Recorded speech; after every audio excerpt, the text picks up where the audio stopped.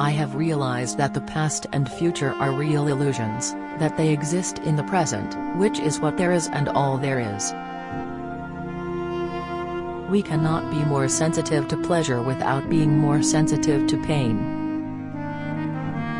You don't look out there for God, something in the sky, you look in you. The only way to make sense out of change is to plunge into it, move with it, and join the dance. The ego is nothing other than the focus of conscious attention. To have faith is to trust yourself to the water. When you swim, you don't grab hold of the water, because if you do you will sink and drown. Instead you relax, and float. Trying to define yourself is like trying to bite your own teeth. You and I are all as much continuous with the physical universe as a wave is continuous with the ocean. Things are as they are. Looking out into the universe at night, we make no comparisons between right and wrong stars. But the attitude of faith is to let go, and become open to truth, whatever it might turn out to be.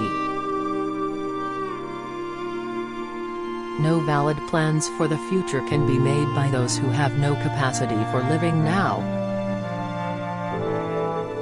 Technology is destructive only in the hands of people who do not realize that they are one and the same process as the universe. The reason we want to go on and on is because we live in an impoverished present. What the devil is the point of surviving, going on living, when it's a drag? But you see, that's what people do. The religious idea of God cannot do full duty for the metaphysical infinity. Omnipotence is not knowing how everything is done.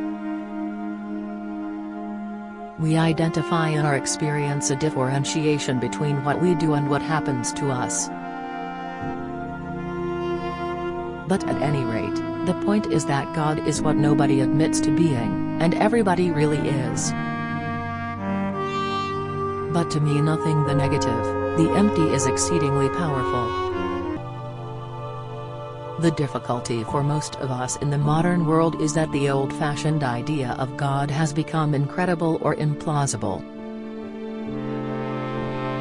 Buddhism has in it no idea of there being a moral law laid down by some kind of cosmic lawgiver.